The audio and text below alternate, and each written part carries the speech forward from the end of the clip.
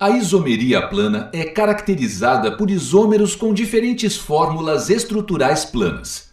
Os casos mais comuns são isomeria de função, isomeria de posição, isomeria de cadeia, isomeria de compensação ou metameria.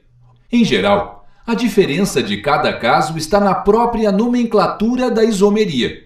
Nesse exemplo, a isomeria é de posição. Vamos entender por quê? Observe outros exemplos de par de isômeros.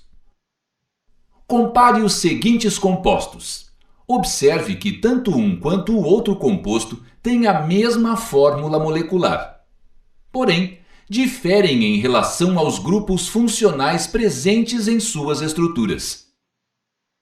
O propanal pertence ao grupo funcional aldeído e a propanona à função cetona. Quando compostos apresentam a mesma fórmula molecular, mas diferem nas funções químicas, tem-se a isomeria de função. Compare agora os seguintes compostos. Observe que, apesar de terem a mesma fórmula molecular, o but-1-eno apresenta a dupla ligação entre o primeiro e o segundo átomo de carbono da cadeia principal. Já no but-2-eno, a ligação está entre os átomos de carbono 2 e 3. Quando compostos apresentam a mesma fórmula molecular, mas diferem quanto ao posicionamento de uma insaturação, por exemplo, tem-se a isomeria de posição. Além da posição da insaturação, a diferença entre compostos com esse tipo de isomeria também pode ocorrer pelo posicionamento de um grupo substituinte ou de um grupo funcional. Veja, por exemplo, o butan-1-ol e o butan-2-ol.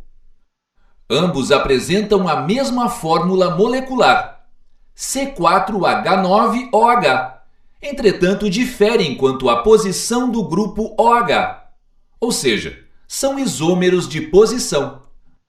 Com essa fórmula molecular, também é possível obter outros dois isômeros de posição, o 2-metilpropan-1-ol e o 2-metilpropan-2-ol. Portanto, pode-se dizer que há 4 isômeros com fórmula C4H9OH.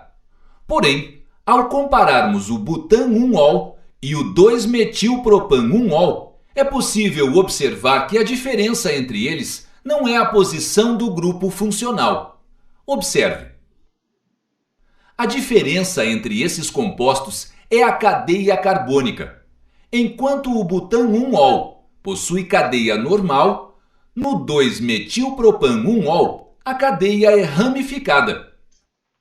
Quando compostos apresentam a mesma fórmula molecular, mas diferem em relação à cadeia carbônica, tem-se a isomeria de cadeia. Já a isomeria de compensação ou metameria ocorre quando os isômeros diferem na posição de um heteroátomo na cadeia carbônica. Observe o exemplo.